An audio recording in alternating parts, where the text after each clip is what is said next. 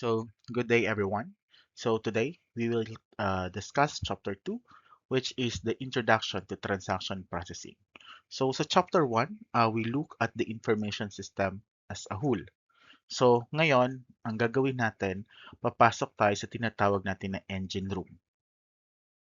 Sabi nga natin that every peso that comes into a business and every peso that goes out passes through the machinery that we are going to study. And ito yung tinatawag natin transactions processing system. This chapter 2 is the what we call condensed versions. And what I'll do is just cover the main topics. It's up to you to study yung mga different aspect, yung mga small details of these chapters because it's also important. So without further ado, let's go on now with our main topics. So here is the map for our sessions today. And gusto kong manotice ninyo yung shape of our topics and discussion. So the first two topics are essentially what we call accounting. So we are talking about here about cycles and records that uh, alam niya because of your bookkeeping subjects. And we are just simply looking at them from what we call system point of view. And the last four topics are the what we call system sides. So dito maintindihan natin na kung paano ba yung data is na stored, how systems are being documented when the transactions get processed, and how items are being coded. So that combinations is exactly what accounting information system is about. Sabi nga natin doon sa chapter 1 that the accounting information system sits between the accounting and the information technology. And you are expected to be comfortable on both sides. So there is a logical order here because you cannot design a record kung hindi mo alam kung ano yung transactions na nangyari. And you cannot choose a file structures until you know kung ano ba yung dapat need mong i-record. And you cannot document a system until you know what is in it. And hindi ka makakapag-process ng volume of transactions without codes. So, bawat topic dito sa chapter 2 depends on the one before it. So, kapag yung isang single topic, it feels shaky as you understand it, so just message me or just uh, tell me what are those topics so that I could help you to make this topic bearable. So everything on these maps or on these topics rests on one words, and that is what we call transaction. So let us begin by defining precisely what the word means in accounting.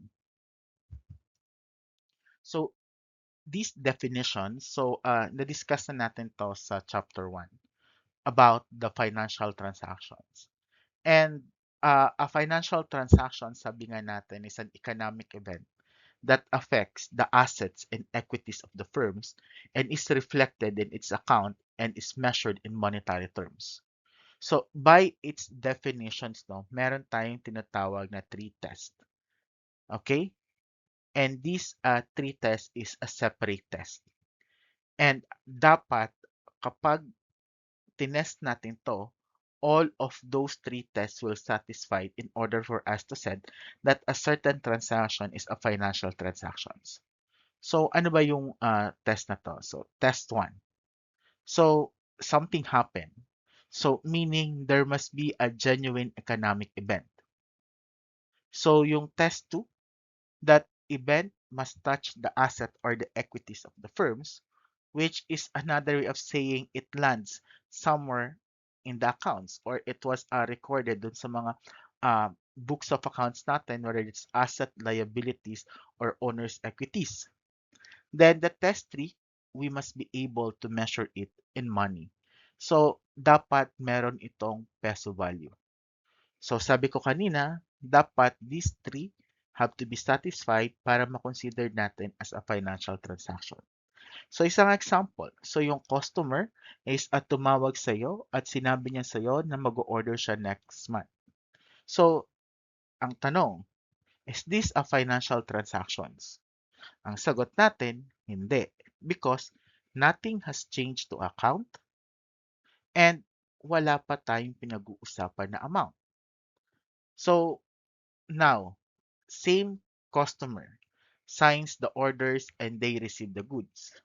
Saka natin to maka-classify as a financial transactions because something is moved, we can price it. Okay?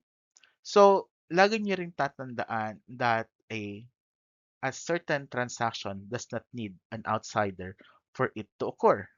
So, internally, meron tayong mga financial transactions. Example, yung depreciation expense. So, kahit kung titingnan natin, nobody visits the office and no cash movement, the value of the assets falls. So, therefore, nakapag-record tayo ng expenses and we can measure it. So, the same is true kapag yung raw materials naman ay nirelease sa productions or kapag yung stock natin is transfer natin sa warehouse papunta sa store. So, we know what a transaction is.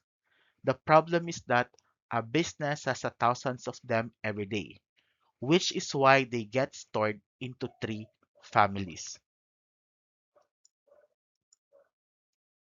So here's the reasons why cycle exists, no?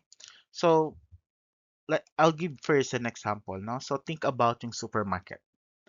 And in supermarket, so it might handle, let's say, 5,000 sales in a day. Pero kung titingnan natin that for every sales, they just follow the same process, the same path. So you ring it up, then you get the payment, then the stock will reduce, and i-record na ninyo yung sales. So dahil yung steps is repeatable or the steps repeat, so it makes sense for the company to design a certain procedures once and use it thousands of times. At yan yung tinatawag natin na cycle. So, ano ba tong cycle na to? So, a cycle, it is a family of transactions that travel the same route. Grouping also helps controls. Because if every transaction takes the same route, you can place your checkpoints on that route and cover thousands of transactions at once. Now, there are three cycles, and the easiest way to remember them is to follow the money around the circle. So, sabi natin, cash goes out to buy things, which is yun yung tinatawag natin na expenditure cycle. Then, kung ano yung binili mo, what you bought, is turned into something more valuable, and that's why we do the conversion. So, that is the conversion cycle. Then, once you have your finished good in the conversion cycle, you sell it, so binebenta mo, and the cash comes back in, which is the what we call revenue cycle. And that returning cash funds to the next round of buying. And one important note, these three exist in every type of organizations, including yung mga non-profit organizations. So example, a hospital or yung charity still spends, still adds value, and still receives funds. So I have just described these three as a circle. So let us actually follow the resources around that circle and see kung ano yung connections nila. So this figure, so this is also a part of of your book. So it's drawn a straight line, so it's easier to follow. But this is really a what we call loop. Okay, so yung cash is nagli-leaves sa firm through the expenditure cycle para magbayad tayo for the three things. Ano ba yung three things na kailangan ng company? So, labor. materials, and physical plant.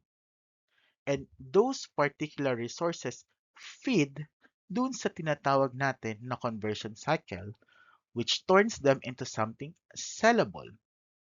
And sabi ko kanina, yung finished good, that's why it passed to the revenue cycle, which delivers them to the customers, and then saka tayo nagbibill dun sa customer. And once ma-bill, ma-deliver, so yung customer is nagbabayad sa atin, and that cash goes straight back to the expenditure cycle, so the whole thing can start again. So if you can draw this loop from your memory, you could understand the shape of the entire course here. So, gusto ko lang i-highlight yung isang bagay before tayo mag-move on, no? So, if you will notice between each cycle, there is a what we call handover. So, yung goods move from conversions to revenue. Yung cash moves from revenue back to expenditure. So, yung handover are exactly where things go wrong in real business.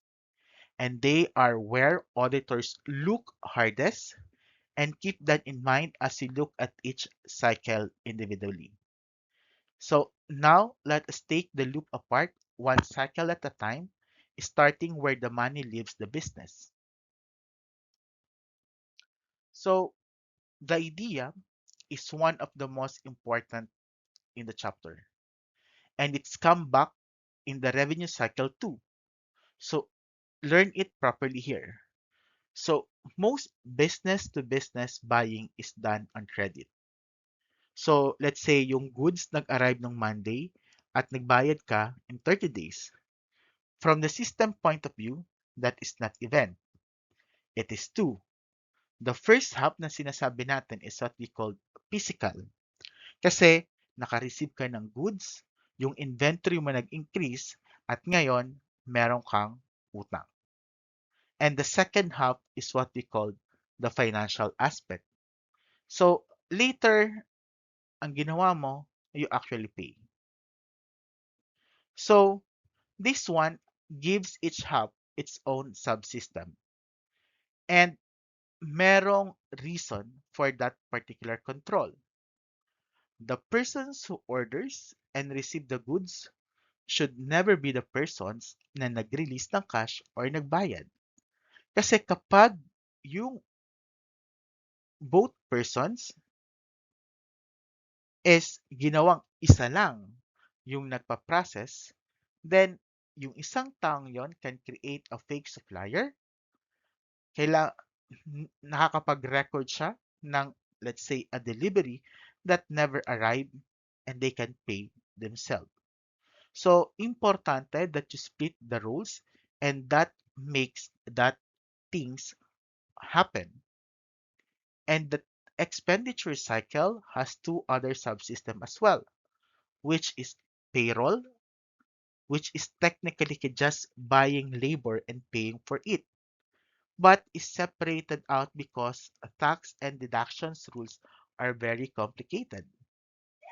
And also yung fixed assets, which handle buying, maintaining, and disposing of long-lived assets like yung land, building, machineries, and yung mga vehicles natin.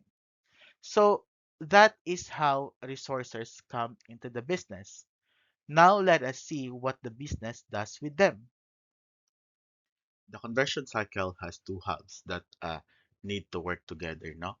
So, etong two halves na to, so we have two parts na sinasabi. So, yung una is the production system, and yung pangalawa is the cost accounting system. So, looking on the PowerPoint presentations, ano yung pinagkaiba ng dalawa? So, yung production systems, mostly nagdi-deal to with the physical side. Samantalang, yung cost accounting system, we are talking about on the money side. So, on the production system, so normally yung kalimitan tanong natin is, what do we need? Kailan ba natin sisimulan yung trabaho? And currently, nasaan ba yung work ngayon? So, yan yung pinag-uusapan natin sa production systems. Kaya yung mga plans, schedules, and control, that product to the manufacturing. So it's part of the process. Okay? And then yung cost accounting naman, ang tinatanong natin dito is magkano ba yung cost ng work? Yung labor, yung materials, and yung overhead. In conversion cycle, kailangan mo silang parehas.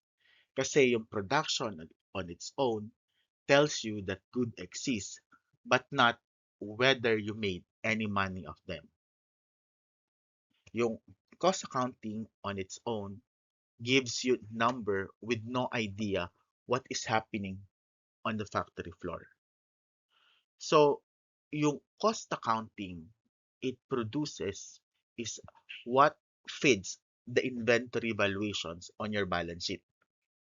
And ito rin yung nagsasabi sa management whether it is mura to make a component or let's say simply buy it. Now, a questions that always come up. Does a service business have a conversion cycle? Ang sagot natin, oo. But it may not look like the manufacturing company. So, di ba sa factory they convert steels into a machine and you can watch it happen. Then, a retailer converts by preparing goods for sales and by spreading costs such as depreciation, yung prepaid expense natin, dun sa correct period. And professional firms do something very close to job costing. So let's say yung audit firm charge your hours to client engagement, that is exactly what a factory does when it charge labor to a job order. So the business has now produced something worth selling. So let us follow it to the customer. So here we are now on the customer, which is the revenue cycle. So yung revenue cycle, so it's just mirror yung expenditure cycle. So almost exactly. So medyo mas madali natin itong maintindihan. So in expenditure cycle, uh, same with the conversion cycle, no? Meron tayong physical side and meron din tayong money side. The physical side is more on the sales order processing. On the money side is more on the cash receipt as well. So as I mentioned, yung sales order handles the physical side. So, yung ginagawa natin dito, they take the order, they check the customer credits. So, siniship natin yung goods, nagkakaroon tayo ng billing, which is sinasend din natin to sa customer at nare-record natin yung sales at the same time kasabay yung receivable. Then, ang cash receipt naman, sabi ko kanina, it handles the money side. And nangyayari to kalimitan at the last stage. So, kinokolekta mo, then once you collected it, dinideposit mo sa bangko, and you record it. Again, there is a control reason bakit kailangan magkahiwalay ito. Because yung persons na nag-approve ng sales at nag-ship ng goods, dapat hindi sila same persons handling the incoming cash. Because the combinations allow someone to write off a real receivable. And of course, pwede nilang ibulsa yung collection. You need to notice also that granting credit sits inside sales order processing. And ito yung tinatawag natin na decision point. And ang decisions point are exactly where controls belong. So, someone independent should decide whether kung yung customer ba is good for the money. Hindi yung salespersons kung saan yung commissions nakadepend dun sa sales that na nangyayari. So that completes the loops that we drew earlier, which is spend, convert, earn, and back to spend again. Now we know what transactions exist and how they flow. And yung next question natin dito is, paano ba yung business nare-record ito? Which bring us to the next topic, which is accounting recording. So there are three record types, and the difference between them is really about arrangement after the contents, no? So yung documents, they are what we call raw forms. Yung journal, they are arranged transactions by time in the order that they happen. So let's say January to December. So first we journal what's happened in January and up to December.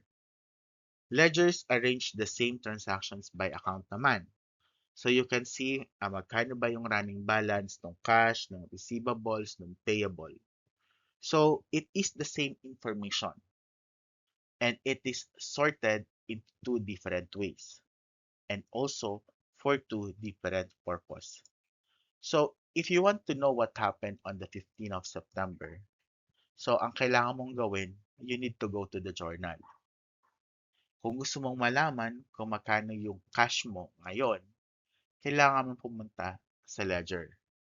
So both views are needed, which is why parehas itong nag-exist. Now, yung journal comes into two classes. Meron tayong tinatawag na special journals in which it handles yung mga one type of high volume transactions, and meron din tayong tinatawag na sales journal with the columns ready printed so the clerk just fill it in the blanks. Yung general journal naman handles the rare and irregular entries like yung mga depreciation, yung mga closing entries, and in practice, most firms replace it with journal vouchers, which are written authorizations carrying a unique number, the date, yung amount, and when yung accounts na affected. And of course, yung signatures of the people who approve it. And that signatures requirement is a control at hindi to paperworks. So, napag-usapan natin yung journals and ledger and yung document comes first in the flow. And with this, I'd like to focus in this one. And there are three types that you must be able to tell apart. So, the way to tell this apart is to ask where the document sits in the flow. So, meron tayong tinatawag na source document. And ang source document sits at the beginning. So, may nangyari or something happened. So, we write it down and get the process moving. So, ang isang classic example nito is yung sales order natin. And notice na yung copy nito more than sits in a file. So, yung isa pumupunta sa billing and says prepare an invoice. Yung isa naman na copy pumupunta sa shipping and say, okay, i-release mo na yung goods. And yung isa, pumupunta siya sa receivable and says, set up these balances. So yung source document natin, isinasabi natin siya na they are both evidence and instructions. The next one is a what we call product document. A product document is normally is at the end. Ito yung tinatawag natin na what the system produce. Let's say, a paycheck is a product of the payroll system. Yung invoice naman is a product ng sales system. Then, lastly, yung turnaround document naman is the clever one and it is worth understating or worth understanding properly.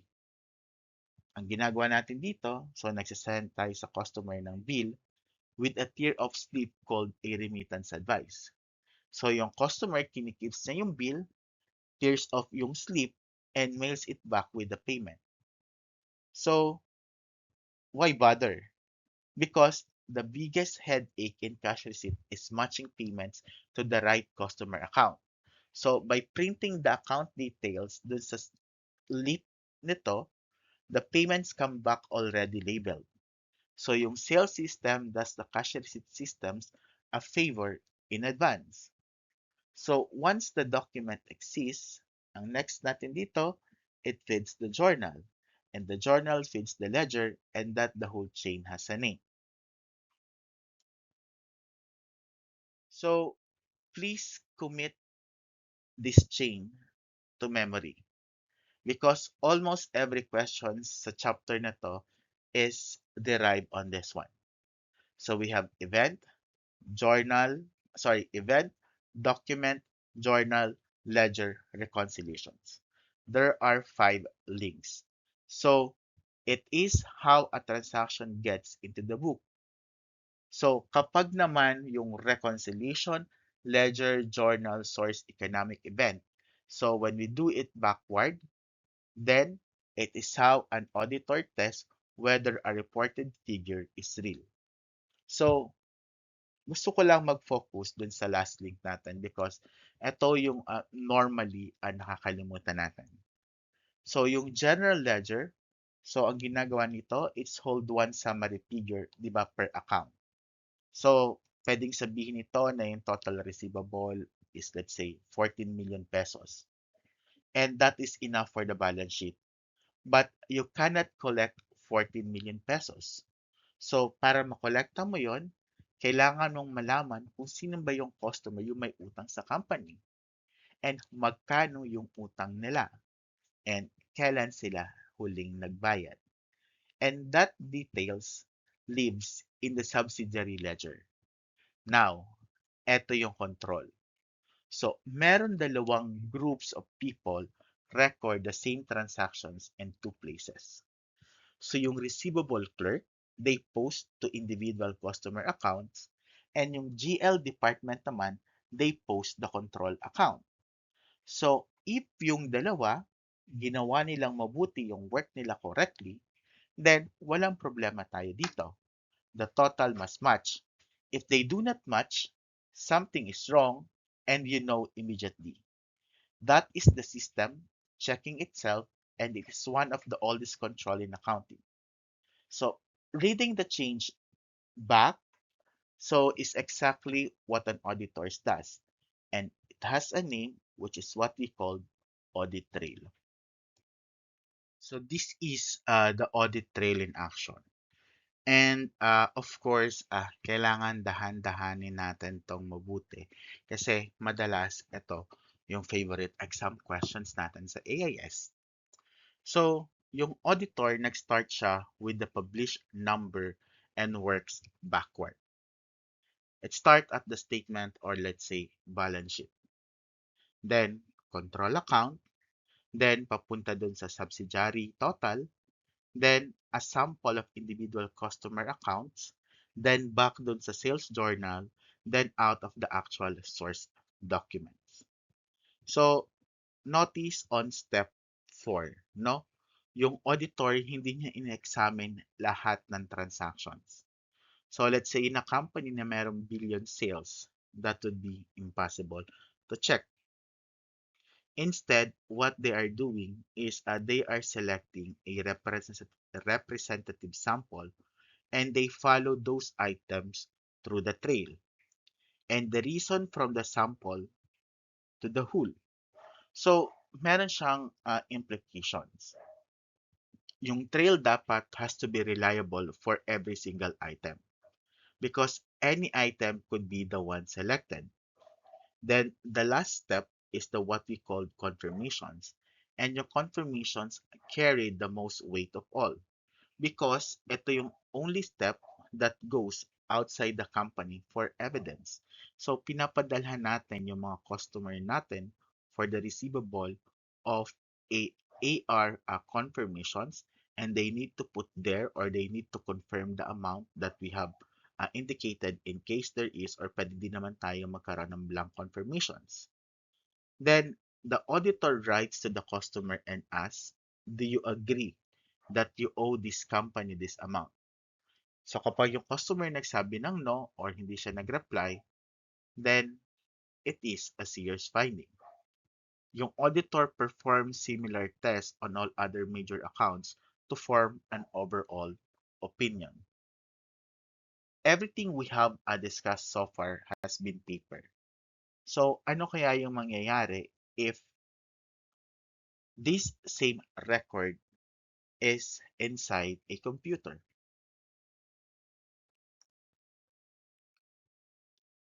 There are four file types, and useful thing is that each one maps onto something you already know from the paper world. So meron tayong tinatawag na master file. Yung master file is what we call ledger. Yung transaction file is what we call journal in the making. Yung reference file naman, sila yung mga price list, sila yung tax table na ginagamit natin to keep in a binder. And yung archive file naman is the filing cabinet in the storeroom. Okay? So, just focus on master files and reference file first. So, yung master file is a change by transactions. And a reference file is only read. So yung payroll program looks at the tax table to works out the withholding, but it does not change the tax table. That difference show up in a flowchart as the directions of the arrow, which we will see shortly. Now, ano ba yung obvious worry natin dito is whether yung audit trail survives all this. Ang tamang sagot natin dito, yes. Yung audit trail can survive in this computer file. So yung auditors, they just take exactly the same four steps. So they compare yung balance sheet figures with dun sa master file control account. They reconcile it dun sa subsidiary total. They do sample entries and then inititrace nila yun sa sales journal, which is now the what we call archive file. And then they pull the source documents. So less visible, but still there. So those files have to sit somewhere now, and how they are organized turned out to matter a great deal. So here is the plot file problem in one picture. Example, you need take a retailer selling appliances. So yung isang customer, they buy one washing machine. So kapag nag-buy ang isang customer ng isang washing machine, three departments needs to know. Yung accounting, gusto nila na yung data, it should be by account number so it can bill and chase yung receivable. Yung marketing naman, ang gusto nila is by customer type para makita nila yung kanilang target promotions. And yung product services naman, ang gusto nila by product so it can schedule maintenance visits. So in a flat file environment, none of them can use another department's file because kasi yung each file is shaped for its owner. So keep its own copy and the same fact is now stored three times. So yung duplications na yon, it creates four problems on the side. And they are connected. So you pay to collect and store the same thing repeatedly. And then when something changes, you need to change it everywhere. So kapag nagkaroon ka or nagkaroon ka ng miss na i-update yung isa man doon, so somebody now is working from a wrong information at hindi niya alam to. And of course, dahil yung users is nakabox in the files that they own, so when their needs change, they simply buy another file, which make all three earlier problem worse. This is why flat file approach block integration across an organization. So, kung yung problem is that everyone owns a private copy, the fix is obvious dito. Stop making copies and share one. And that is what we call a database model. So, yung database model, it fixes yung flat file problems natin by pulling the data. So, store each fact once in the finest data available and yung ibang user could view whenever that they need it. So, pay attention to the phrase most granular format. The data is not pre-shaped for accounting or for marketing, which is exactly why it can serve both. Sitting on the top of the pool is the database management system. The database management system is act as the gatekeeper. Yung applications mo, ask it for data, it checks your privilege, and it either serves the data or deny the request. And the last card is the one I want you to remember. Because yung DBMS decides who can see and change what. The way a company assigns users right becomes a major control issue for the auditor. So kung yung lahat dun sa kumpanya is merong full access sa customer database, then yung technology has not helped you at all. So one practical note before we move on, for the rest of transaction processing chapters, so we deliberately stop naming a specific file technology because yung process and control issues are largely the same in either way.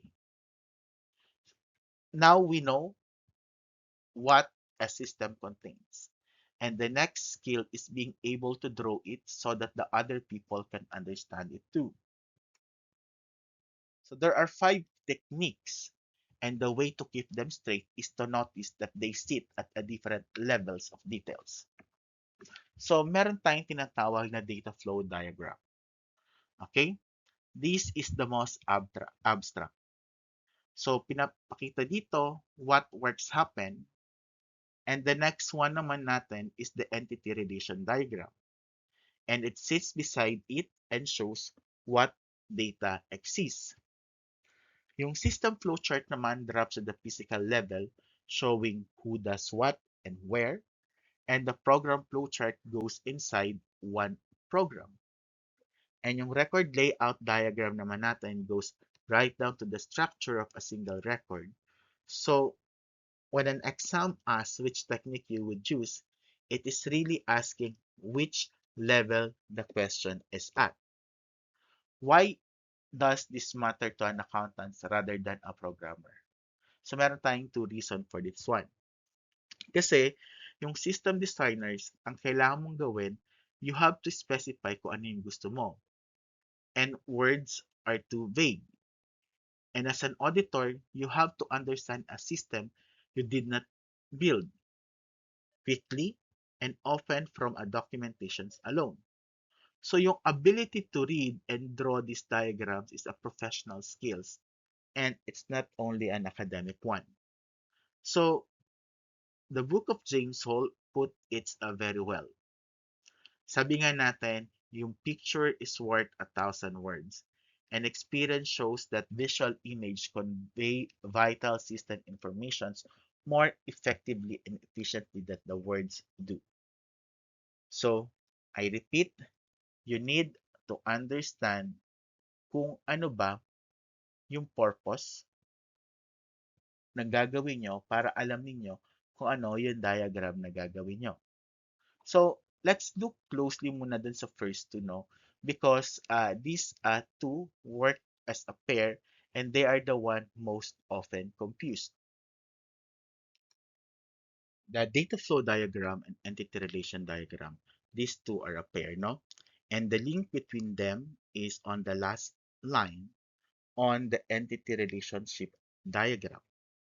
That yung every data store in data flow diagram becomes an entity in the matching entity relationship diagram.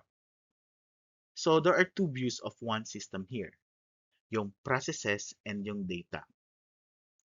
On the data flow diagram, no, on the left side, the labeling rules are where marks are usually lost, so we need to learn them. Yung entities are singular noun, and yung processes are verb phrases. So yung every arrow gets a unique name, and here is a conceptual point worth remembering. If yung data nag-flows dun sa process and lumabas ulit, then of course, merong change or something must have changed, even if the papers looks identical. Then an unapproved purchase orders goes in and an approved one comes out, physically the same sheet, but different in information context, diba? So, as the book says, otherwise the process serves no purpose, And on the right, the key ideas is that cardinality reflects policy. So if the company gives its salespersons a car, that is one-to-one relationship. And if it decides one car will be shared, the same two entities are now one to many. Nothing changed in the world, only the rule. And note the limitations of the data flow diagram.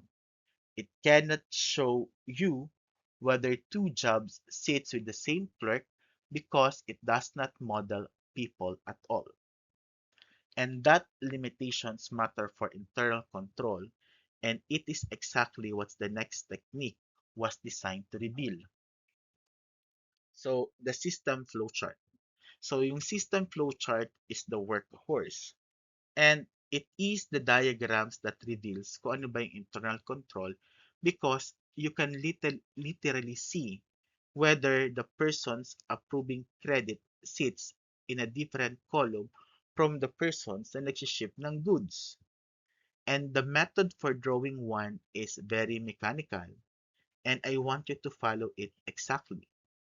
So you interview yung people, you write down what they do as numbered facts, you identify kung ano yung mga distinct areas ng activities nila, and you need to draw each as a column with a heading.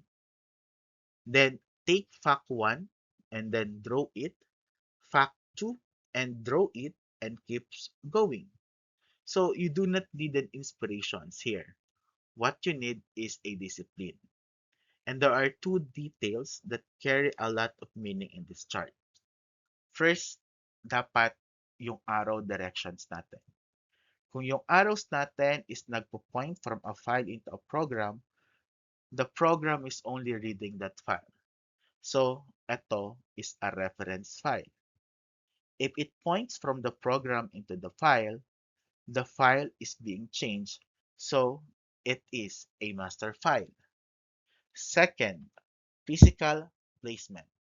The clerk's terminal sits in the sales department column, but the program and files it uses sit in computer's operations because that is where they physically are. And a standalone warehouse computer keeps everything in the warehouse column. Then we have now the program flowchart that goes one level deeper into the logic of a single program. So we can now describe a system. The next question is about the timing. When exactly does the system record the transactions? Here is the core difference. We have batch, which means wait, collect, and then process the file. And we have real time, means handle it now, one at a time. So take payroll as a batch example. So yung mga employees, they work continuously through the month, but of course, nobody prepares a check every hour. You wait until the end of the period and produce them all together. So merong tinatawag tayo na lag. And that is completely acceptable because nothing goes wrong while you wait. Now, tingnan natin mabuti yung airline booking naman.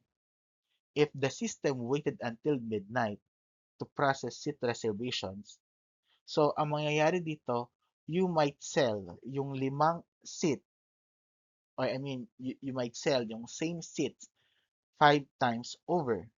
So, kailangan, it should be real time in terms of processing. So, the nature of business decides which one you need. So, on resources, yung batch systems generally demand fewer, and the reasons are very practical. And yung batch logic is simpler, so it's quicker to build and easier to maintain.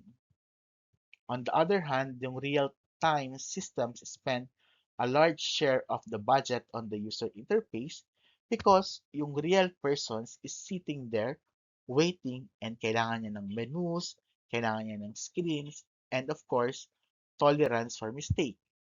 Then, there is capacity. A real-time system must be ready at 3 in the morning even if nobody is using it. While a batch job takes the machines, finishes, and gives it back. So those are the two extremes. So we will summarize now the comparison in a single table. And this one, you need to memorize or remember this one. Okay? So this is the table that I got from your book. And it is the cleanest summary of the whole section.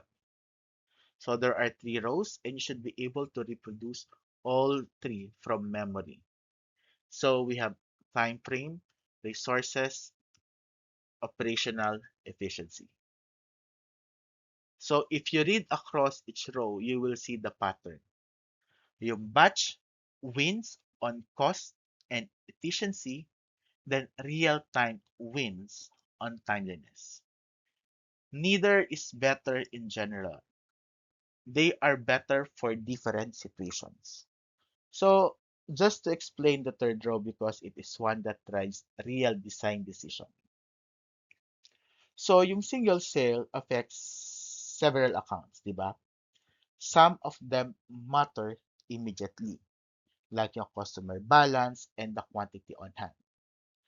Since yung next clerk needs to know whether the item is in stocks, other can wait until tonight, like the sales journal and the general ledger total, because nobody at the counter needs the general ledger.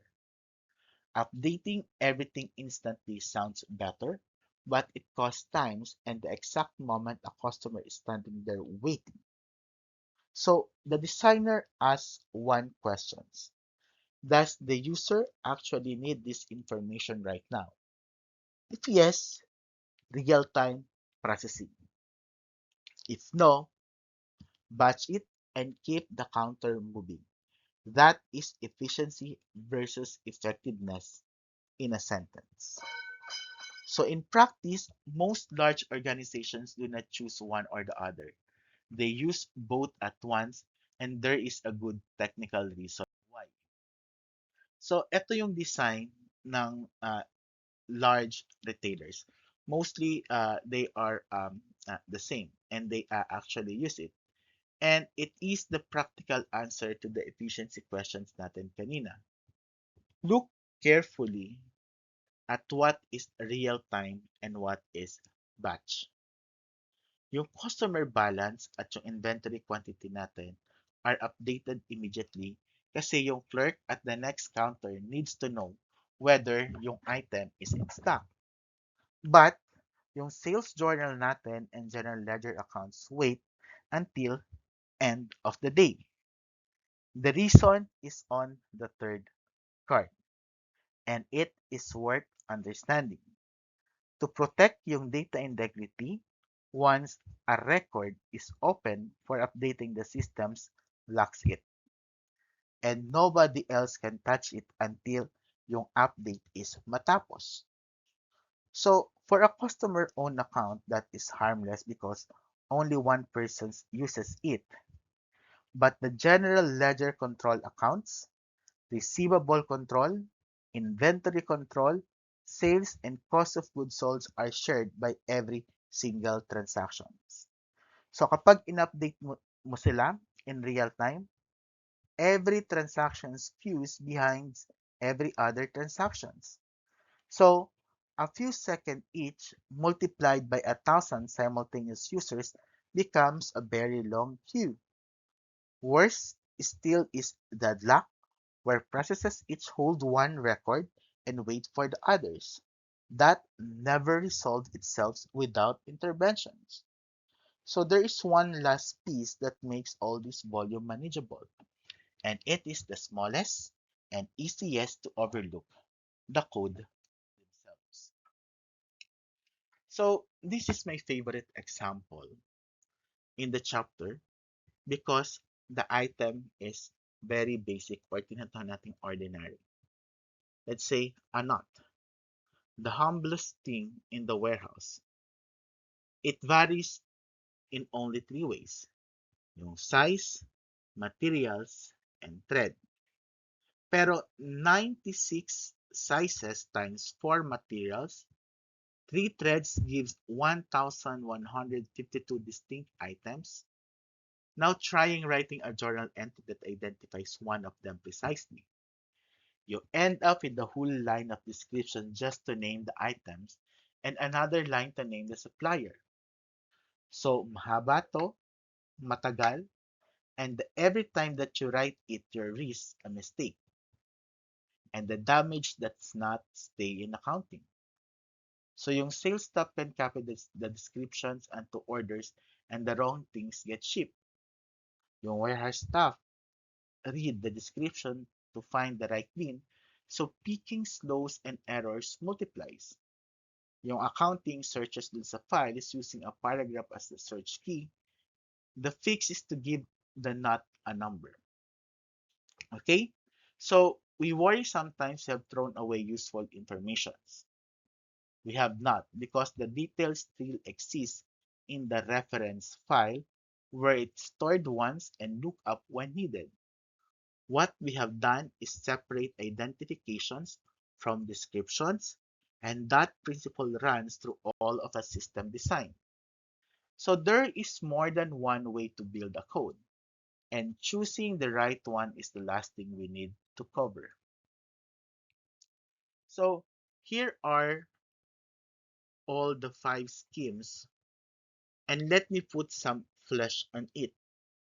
So yung sequential coding just number things. One, two, three. Its strength is completeness checking, which is why official receipts are pre-numbered.